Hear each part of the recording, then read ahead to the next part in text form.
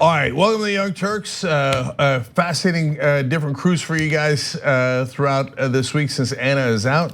So today, Cenk, Uygur, Brooke, Thomas, and Ramesh joins us again. Srinivasan, if you guys remember, it's been on several times. Ramesh, good to have you on the panel. I like it. Yes. Nice to see you, Brooke. So we got a lot of stories for you guys. We obviously have the Barr testimony and the Muller letter. We're going to start with that in a second, but then. We also have Venezuela and the coup, and yes, it's definitely a coup that's happening over there, and our participation. Are we actually going to go to war with Venezuela? One expert says that it would be far bloodier than Iraq. So there's huge stakes here, a giant story in that sense. And then apparently Wall Street is a little afraid that a progressive might become president. Gotta love that. And if you're wondering the new shirt I'm wearing, well, I'm glad you asked. Too strong, Ilhan Omar. That's awesome. Okay, you want to talk about too strong? Okay, everybody's complaining she's too strong, like TYT. I love it. I love it. That's awesome. So shop tyt.com. Well, I've got more shirts to show for you later throughout the show. It'll be fun. All right, Brooke, let's get started. All right, let's do it. Okay.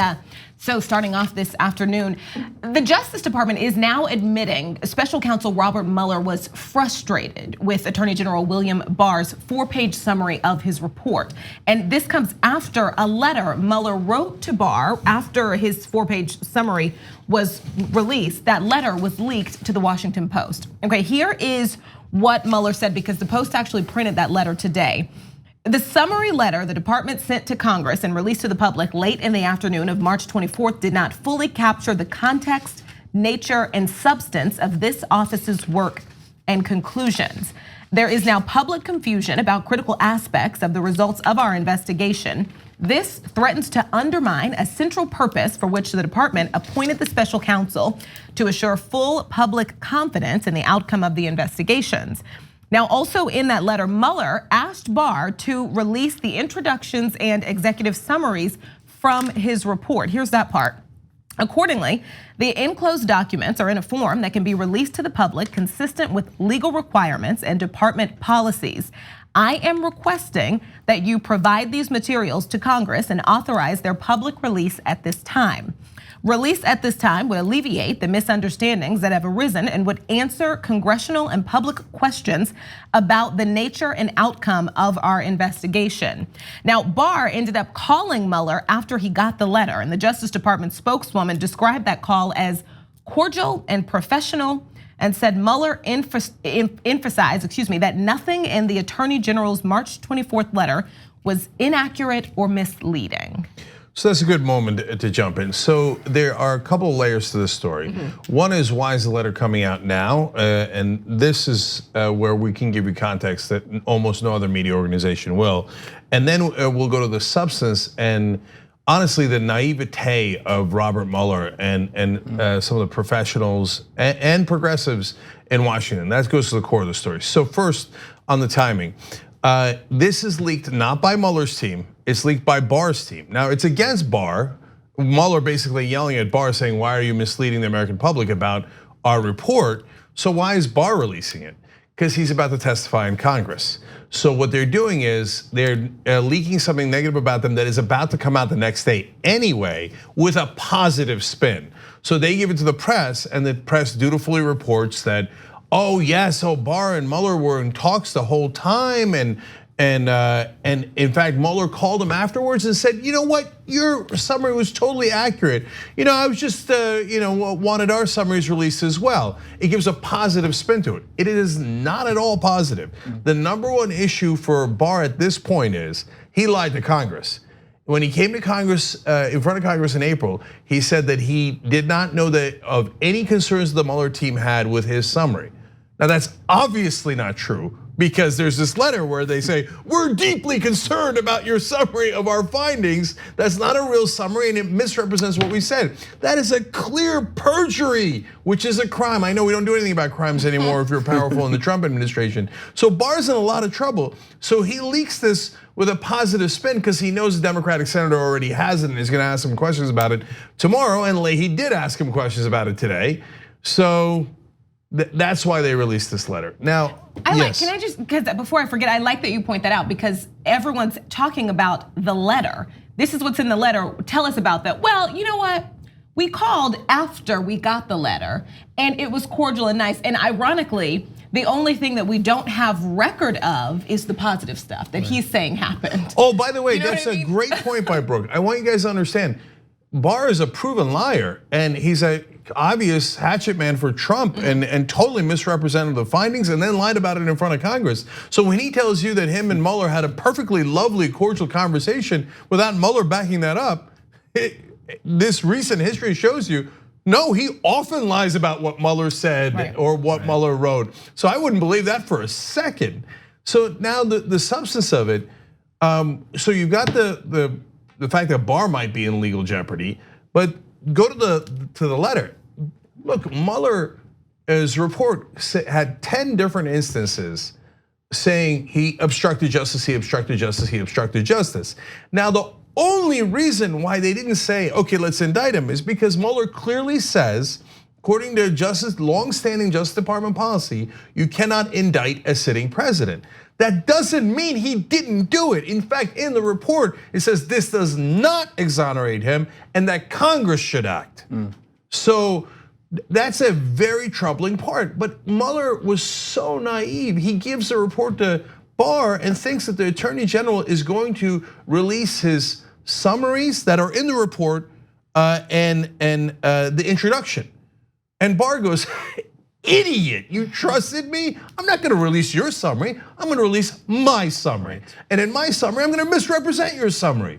And then Mueller appears to be, through the letter, genuinely shocked and chagrined. But this is the problem with both progressives and professionals in Washington. They're trying to play an honest game. Like, oh, okay, well, I did a 448-page report and I give it to you, the Attorney General's gonna turn that in. No, he's not. If you don't tell him you must release the summaries and the conclusions and the introductions, he's not gonna do it. He trusted Barr, that's crazy. But he's trusted all these guys. He trusted John Dowd, who was Trump's attorney before through most of this process. And you know what John Dowd did? Now he's not Giuliani. Giuliani is total political hatchet man. He's now Trump's attorney. But Dowd was supposed to be one of Mueller's colleagues. Like, oh, Bill Barr, I've worked with him. He's a colleague. No, your colleagues are out to screw you. And so Dowd then turned around after the Mueller report was released and said, oh, Mueller and his team are, quote, a bunch of babies. What happened to colleague? They shivved you right there. And Mueller thought, oh no, Dowd will be honest and Barr will be honest. What planet do you live on? These are Republicans. And part of it is Mueller is a lifelong Republican. And so it's not to say he's biased, it's just that he grew up in a time when Republicans and Democrats would have honest debates. Now, there are no honest debates, all there is politics. And so he got totally taken for a ride here, and now he's aggrieved about it, but he didn't count the politics in, which is unbelievable. So one more thing, guys, before the other jump. There's two parts of the politics he didn't take into account. How much the Trump team would lie about his report and how weak the Democrats are. He thought, well, I just gave you 10 cases of obstruction of justice and I said Congress should do something about it because the Department of Justice technically cannot do anything with a sitting president. And Nancy Pelosi goes, oh yeah, but I like raising money from Donald Trump. Oh, he's such a bad guy, give me money. I don't want to impeach him. So I don't care what you think the law is. Right. You thought I was in the opposition? No, I'm not gonna resist him. I'm not gonna do impeachment. So Mueller's sitting there going, oh my God, I can't believe the Trump people lied. And I can't believe the Democrats are weak. I mean, you want to talk about naive. Yeah. Well, it's actually stunning to me that the introduction and the executive summary of this report has not actually come out because, in our world, we're not necessarily all people who read hundreds of pages long reports that are full of jargon and so on. We often read the introduction and the executive summary. Right. So what's the point of creating an alternative summary to the actual summary? Obviously, it's misleading despite what Mueller says, right? And was Mueller, was he naive or irresponsible? Well, look, you can make the case both ways, but I think the report is really straight up. And I say that with, against both sides. So Trump at first says total exoneration. This is when they're lying and pretending the Mueller report completely cleared him, because they thought they were going to have about a month of being able to lie about it, which would then set into everybody's mind that it exonerated him until they released a report which says we did not exonerate him. And that political trick largely worked. But when the Mueller report actually comes out and it does not exonerate him, it says clearly indicates he broke a law, an obstruction of justice, a very serious law, a felony. Then Trump comes out and goes, witch hunt. You're back to witch hunt. Which one is it, exoneration or witch hunt? But Mueller did actually look at the facts and say, look, he appears to have done obstruction of justice, but he didn't do collusion. So that's not biased. It's not a witch hunt against Donald Trump. And so it's definitely not on the Democrat side, but it's also not on the Republican side, because he's like, look, it's clear as day he did obstruction of justice. He did what he was supposed to do, with one super notable exception, but I'll get to that in a second. Yeah, I do want to make the point though that Trump benefits a lot from the mainstream media and mainstream politicians, establishment politicians' obsession with this Mueller report, because it allows him to rile up his base. It allows this to become a spectacle where the office of the presidency is somehow being attacked, and it allows him to sort of legitimate this. This is why Chomsky actually made the point that this is a great gift to Trump, the mainstream media's obsession with the Mueller report. So no, my only reason is not because there aren't quite likely legitimate crimes that should be investigated, but because there are many, many issues that exist right now politically in our country that Trump has full throttle supported, that 70–80% of the country actually is completely against. I'm glad that you guys cover this more than anyone else. Yeah, so that goes to the point we made earlier about how to cover this and Elizabeth Warren's reaction in particular. So people keep saying you can't cover the Mueller report and impeachment and the policy issues at the same time. Why not? We do a 3-hour show here and we cover all of it, and we're going to cover really important policies like Venezuela and the presidential candidacy later in the show. Part of the mindset is because cable news stations are so maniacally focused on whatever they think the hot issue is. Yeah. So they're like, oh, well, if the hot issue is the Mueller report, then even though we have 24 hours to fill on our station, all 24 hours will be about the Mueller report.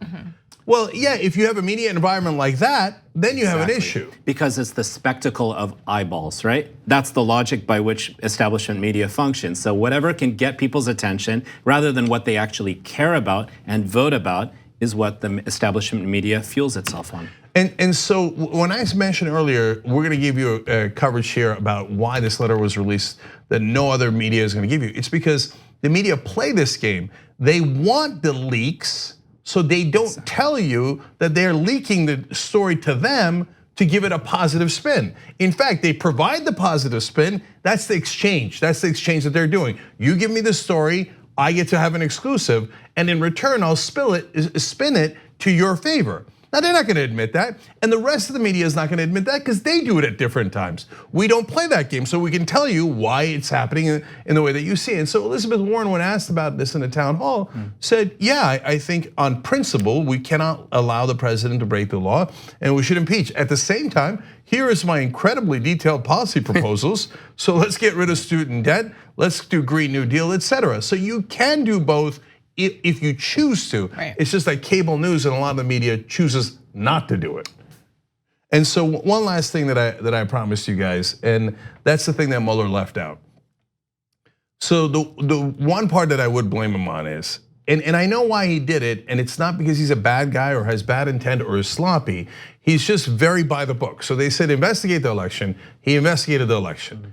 But in order to see if Trump has ties to Russia, if you think he didn't collude during the election, which I agree with his analysis on that, right? We're not biased. I look at it and I go, okay, he makes a compelling case. He didn't collude during the election.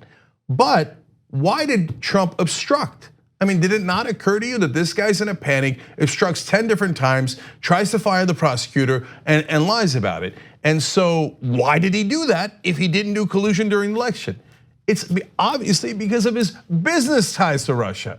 And Mueller, being by the book guy, was like, nope, I'm not gonna look at the business ties. That's not during the election. So could that influence Trump? Of course, right. You have textbook money laundering in plain view. 63 Russian billionaires buy Trump properties. They do not make money on the properties, and a lot of them, they lose money. Now that is Classic money laundering. You don't mind losing the money because you're washing the money and getting it out of your country. So if you don't look into that, you didn't establish motive for his obstruction. And so then Barr turns around and goes, ha ha, idiot, you didn't look into why he might have obstructed. So I'm gonna say that he was completely innocent of the charge. And the only reason he wanted to stop the investigation was because he knew how innocent he was. Is that how normal people act? Of course not. But since Mueller didn't look into the business ties, and by the way, a lot of Trump's defenders on the left said, oh no, Mueller is a professional and he will definitely look into his business ties. Can I get an admission? You guys were totally wrong. He did not look into his business ties. Yeah. And so, look, and that is driving me crazy. I'm gonna start a different petition on that. Will someone, Southern District, New York State Attorney General, look into money laundering? We can all see it with our own eyes. But that's my opinion. You can't rely on my opinion. You actually have to get the evidence and do an investigation. And there's nothing stopping you. You don't have an excuse. We got to talk about Green New Deal, Medicare for all, and all these things. But if you're a prosecutor in New York, that's your job. Right. And it's an incredibly important one. Please look into it. Okay, we got to take a break, right? Okay, so, man, I'm too strong. On point. Okay, all right. So now Barr goes to Congress. When we come back, we're going to show you his testimony and try to figure out how much trouble he's in. We'll be right back. We hope you're enjoying this free clip from the Young Turks. If you want to get the whole show and more exclusive content while supporting independent media, become a member at tyt.com/join today. In the meantime, enjoy this free segment.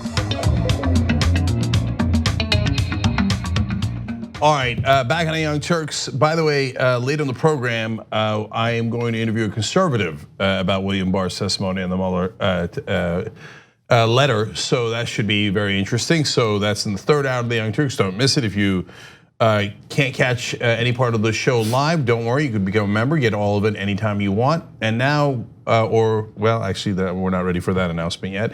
Okay, but soon there's gonna be a great feature related to that. You could, one feature that's already ready is you could pause the show wherever you want, and when you come back to any device, it'll pick up where you left off. A lot of you asked for that, and we deliver that for you. So our engineers are working on all this stuff, and they're great. So tyt.com/join to become a member and get all this programming. Now, let me go to some comments here. Gabby Marita says, so the guy who auditioned for his job by saying he will mislead the public ended up misleading the public. If only we could have seen this coming. And so a lot of Democrats were like, well, he has a good reputation, blah, blah, blah. No, he wrote a letter out of nowhere when he was a private attorney, having nothing to do with the government, to the government saying, I would like to mislead the public on behalf of Donald Trump. That's why he got the job. This is not complicated. Cognosco this says, Mueller is like the opposite of a smart person. I actually don't agree. I think Mueller is perfectly smart. He's just, a lot of smart people have blind spots, and he's a good investigator, he's a good prosecutor, FBI director, etc. But he's not a political guy. So but most of Washington has no idea what kind of politics is being played. They're like, oh, what, I wonder what the senator from Alabama thinks. I've gone over this a million times. They don't think a goddamn thing. They're just cashing the checks. And so he's not the only one. 98% of Washington misunderstands politics. So Eric Rooney says, I wouldn't be surprised if Trump winds up pulling a Nixon and resigning with Pence pardoning him. Well, that's been my theory from day one. So let's see how that goes. Judge says, these are all from our member section, by the way. He didn't say there was no collusion. He laid out numerous instances of it. They just weren't enough to build a criminal case. Judge, that's fair, but on the other hand, he seemed to clearly indicate that he didn't think he should be charged on collusion. As opposed to obstruction, where it seemed pretty clear that he thought he should be charged on obstruction. He just couldn't do it. Congress needed to do it since he's the president. So, and I think that Mueller was largely right about that, even on the things that, on the conclusion that he could not be charged on collusion. That's my opinion. Last one's from Twitter. Mo for America says, watch Cenk rocking an Ilhan Omar shirt on the Young Turks. I want one too. Well, thank you for saying that. It's right here. And I gotta puff out my chest so it looks good. ShopTYT.com is where you get it, although that's in the way. Okay, and by the way, we have a bunch of other shirts I wanna show you as well. So they all came out just now. We got marijuana, okay, that's our mascot. And so that's also shoptyt.com. Look at this, all of a sudden. Green New Deal, hello, the TYT in there, So pretty. okay. Very there nice. you go, and then one last one. By the way, this is all from our audience, they're fantastic. This is not waste management, and you've got plastics inside of sea creatures, etc. All on shoptyt.com.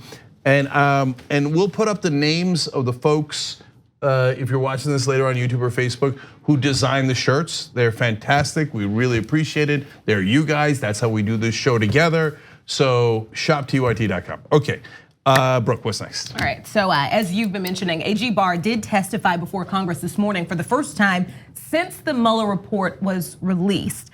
And now that Congress has the letter Mueller wrote to Barr, they have questions, as you can imagine. So watch how Barr responds when that letter is read out loud. From Bob Mueller. The summary letter the department sent to Congress and released to public late in the afternoon of March 24th did not fully capture the context, nature, and substance of the office's work and conclusions. We communicated that concern to the department on the morning of March 25th. There is now public confusion about critical aspects of the results of our investigation. This threatens to undermine a central purpose for which the department appointed the special counsel, to assure full public confidence in the outcome of the investigations. I talked directly to Bob, and Bob told me that he did not have objections to the accuracy. Attorneys don't put things in writing unless they're pretty serious about them. There's an old rule in politics: a good politician doesn't write a letter and doesn't throw one away. Okay. So I got to ask you, if he puts it in writing of his concerns or your representations on March 24th, you couldn't recall that when Congressman Chris asked you that question a few days later? No, I'm saying that this was the March 24th letter stated that Bob Mueller did not reach a conclusion on obstruction. And when I talked to the special counsel about the letter, my understanding was his concern was not the accuracy of the statement of the findings in my letter, but that he wanted more out there to provide additional context to explain his reasoning on why he didn't reach a decision on obstruction. Ladies and gentlemen, we got him. So Durbin with excellent line of questioning there. And earlier when he came in front of Congress, Bill Barr clearly said that he was unaware of any concerns from Mueller's team about how he summarized their actions. But we now know he was clearly aware. There was a very detailed and strongly worded letter written to Barr himself that he was aware of, and then made a call to Robert Mueller about the letter, where he said, Mueller's team said, "We are deeply concerned about how you summarized our report." So when he came to Congress and said, "I'm unaware of any of their concerns," 100% lie, clear, demonstrable lie. That is perjury, a felony, and I believe that the Republicans are on the record for saying perjury is an impeachable offense. They obviously said that about Bill Clinton. So I assume they're all gonna agree that William Barr should immediately be removed from office. Oh right, they didn't. Instead, they spent the whole hearings talking about Hillary Clinton. And I'm not kidding. Can we go to the next video? Yeah. All right, so here in this next video, Barr can't remember if he discussed any ongoing criminal cases with anyone in the White House. Have you had any conversations with anyone in the White House about those ongoing investigations that were spawned or spun off by? I don't recall having any substantive discussion on the investigation. Have you had any non-substantive discussion? I mean, it's possible that a name of a case was mentioned. And have you provided information about any of those ongoing investigations? Any information whatsoever? I don't recall, no. You don't recall? I don't recall providing any. Wouldn't you recall about whether you gave information to somebody in the White House about an ongoing criminal investigation in the Southern District of New York, or the Eastern District of New York, or the Eastern District of Virginia, or the Department of Justice? Yeah, I mean, I just don't recall providing any substantive information about a case. You can't recall whether you have discussed those cases with anyone in the White House, including the President of the United States. My recollection is I have not discussed those. I mean, it's just incredible how this is like sort of a stalling, playing the long game, icing the kicker type of thing that's going on here. Yeah. I mean, obviously we have him on the record, as you just said, being factually incorrect, with the earlier statements that, there was no interaction. But I think it's quite clear here that the goal is to have his findings, supposed findings, his summaries, be what the public understands, bore the heck out of us the rest of the time, and Trump will use it as political ammunition to divide and conquer. Yeah, and here he is now, since he got caught lying earlier to Congress, he's trying to be careful. What do lawyers do when they're trying to be careful? I don't recall. Right. Now, how are you gonna disprove I don't recall? Yeah. If he says, no, I didn't tell them anything about other cases or this case, well, he's lying. Of course he did. That's why he's saying I don't recall. These events didn't happen a couple of years ago. They just happened. This is all in the last couple of months.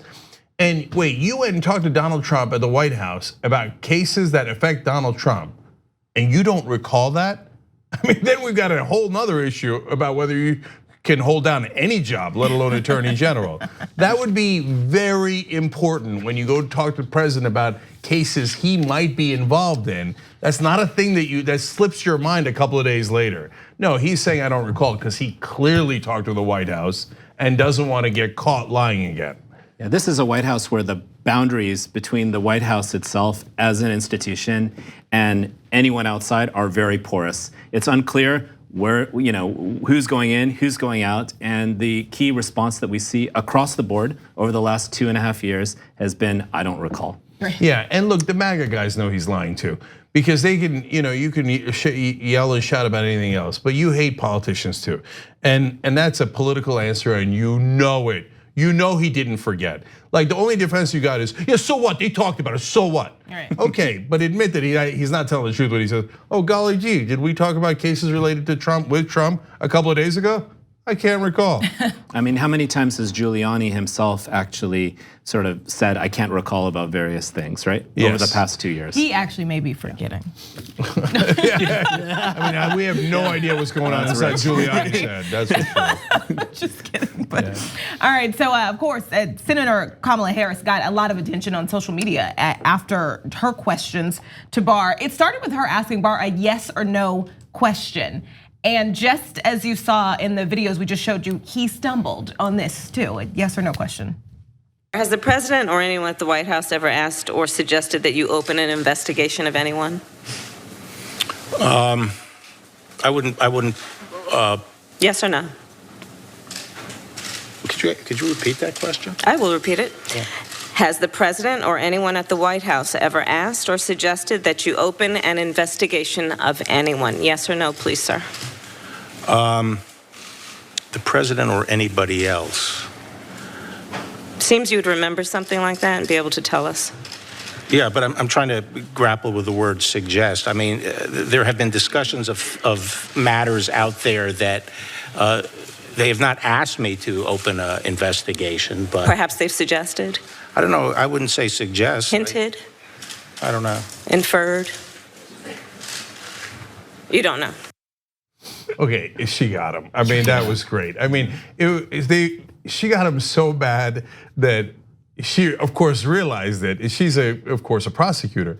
So she got up like this, like, right, okay, hold up now. I didn't know he was gonna be this bad. Right. Hovering over the prey. Yeah. So then Cory Booker, who's running for president against Kamala Harris, right next is in the background going like, oh man, she got him. He's like trying to hold in a smile the whole time, like, dang, she's good. Yeah, so again, it doesn't matter if you're left wing, in the middle or right wing. You saw what just happened there. Right. Clearly Trump went and told him, yeah, go investigate my political enemies and lock them up. I mean, was that a suggestion? I don't know if I'm struggling with the word suggest. Right. Back to like, we should like have a running list of like examples of how maybe he shouldn't hold down any job. Yes. So this is number 2 for the day. I'm grappling with the word suggest. What? You remember how much the Republicans were like, can you believe that Bill Clinton questioned what the word is? Right. Now they're like, well, of course, we're all grappling with the word suggest. What she meant by suggest. Right. We're grappling with it, but the best part is not the grapple. The best part is like the confused stutter for so long. Like, Well, what? I mean, he almost looked like Herman Cain there. Libya. Libya. I love Libya. All right, we've got more with Senator Harris because here she actually gets Barr to admit he essentially did no work of his own before deciding there was no obstruction of justice. In reaching your conclusion, did you personally review all of the underlying evidence? No, we took and accepted. We accepted Mr. Rosenstein? No, we accepted the statements in the report as the factual record. You did not question or look at the underlying evidence that supports the conclusions in the report? No. Did Mr. Rosenstein review the evidence that underlines and supports the conclusions in the report, to your knowledge? Not to my knowledge. Did anyone in your executive office review the evidence supporting the report? No. No. Yet you represented to the American public that the evidence was not, quote, sufficient to support an obstruction of justice. Yeah, you know, this one is not as good a gotcha, to be honest, in my opinion, because she's saying, okay, you didn't review the evidence, and now he's the Attorney General, and he concluded that he should not be charged with obstruction of justice. So I get it. It's fair to say, hey, you should have looked at the underlying evidence, not just looked at the Mueller report. What Barr is saying is, even if all the things that Mueller said are true, I still would have cleared Trump. And by the way, if he looked at the underlying evidence, he still would have cleared Trump because he wrote a memo saying, I can't wait to clear Trump. That's why he became Attorney General, right? So, but still, like, I get what Barr is saying in this case. Even if everything that Mueller says about the 10 different things that Donald Trump did to obstruct justice are true, I still don't think it's enough evidence to obstruct him. Now, of course, I don't agree with that, but that's his claim and why he didn't bother looking into the underlying evidence. And we have more on that too. Okay. Yeah, no, I was just gonna say the more, and you guys are doing a great job of this, but I think the more just all of these, mishaps and examples of incompetency and obvious forms of corruption are just revealed to the public. That I think is going to be the staying point out of this whole mess, out of this whole Russia potential collusion, obstruction of justice. I think that just has to be part of a campaign against Trump and exposing all the horrible, horrible things that Trump has done to working class people. There's more of that interaction with Senator Harris. As the Attorney General of the United States, you run the United States Department of Justice. If in any US attorney's office around the country, the head of that office, when being asked to make a critical decision about, in this case, the person who holds the highest office in the land, and whether or not that person committed a crime, would you accept them recommending a charging decision to you if they had not reviewed the evidence? Well, that's a question for Bob Mueller. He's the US attorney. He's the one who presents the report. But it was you who made the charging decision, sir. What? You made the decision not to charge the president. No, in a Prost memo and in a declination memo. You said it was your baby. What did you mean by that? It was my baby to decide whether or not to disclose it to the public. See, there she connects to the second dot, and now it's a lot better case. Still, if I'm looking at it from a keeping it real lens rather than a legal lens, we know what happened, and we know that he was never going to charge Trump, no matter what the evidence said. But what Kamala Harris clearly did to him again, that's why he went BB, is that she said, now if you're the person who gets to decide whether he's charged or not. And that is what Barr claimed in his original letter. Hey, he didn't give it to Congress. That's not true. He did give it to Congress. He gave the discretion to me, and I'm going to decide not to charge Trump on obstruction, even though Mueller says there's 10 cases where he obstructed justice. So then she says, well, if you made it, not Mueller, you made the decision not to charge Donald Trump, did you look at the underlying evidence? No, I didn't. Don't you know, if anybody has a decision under you, and a US attorney, and they have the capability to charge someone, would you ask them if they looked at the underlying evidence? Yes. So why didn't you do likewise? And we all know the answer, because he was going to clear Trump no matter what. And we've got one last video for you. So here, Barr defends Trump wanting Mueller out during the investigation, if you'll remember. And he says his reasoning is because it's not a crime to want someone removed because there's a conflict. But watch what happens when he's asked to explain what that conflict is. And there is a distinction between saying to someone, go fire Mueller, and saying, have him removed based on conflict. And what would they have different results? What would that conflict be? Well, the difference between them is if you remove someone for a conflict of interest, then there'd be presumably another person appointed. Yeah, but wouldn't you have to have it in this kind of situation, an identifiable conflict that made sense, or else doesn't it just become a fabrication? Well, now we're going to shift from the issue of writing the memo. Yeah, he is not a good witness. Which is wild. Like it's here. Yeah. Yeah. No, the whole day was embarrassing. So look, this is a quick story. Actually, let's just update. Yeah. Yeah, update. So he's supposed to come back tomorrow, and essentially it's looking. They're in a battle. He's been in a dispute with the committee over plans. They want to have a council. I'm looking at the wrong camera. Question him tomorrow, and he's saying no, he doesn't want that. And so right now, Democrats on the House Judiciary Committee are discussing holding AG Barr in contempt of Congress, and that's according to several lawmakers and officials familiar with the plan. And they're also saying Barr has until the end of the day to hand over the full Mueller report, but he is not expected to comply. So they want counsel to question him alongside, and he's saying if that's the rule, I'm not coming back. Yeah, so no, he's not coming back because of how it went today. Right, exactly. So he got his ass handed to him by the Senate. Now he'd go over to the House where the Republicans are not cannot protect him as much because the Democrats are on the House. He's like, I mean, if I got destroyed in the Senate, I'm gonna get mauled in the House, so I'm not going. And again, the one piece of context here I just want to fill you in on is every Republican that went up and asked questions to Barr all talked about Hillary Clinton, Lindsey Graham, because the Republicans run the Senate, so they get to talk more on the Senate side. And they were all like, so this report about Donald Trump reminds me of Hillary Clinton. Right, that's so weird. Yeah, really it does. That's interesting. So they tried to distract the whole day, and that was the entirety of their questions. Okay, we got to take a quick break. We got Venezuela coming up. Super important story. Are we going to war with Venezuela? That's a real question, okay? And so we'll tell you the latest when we come back.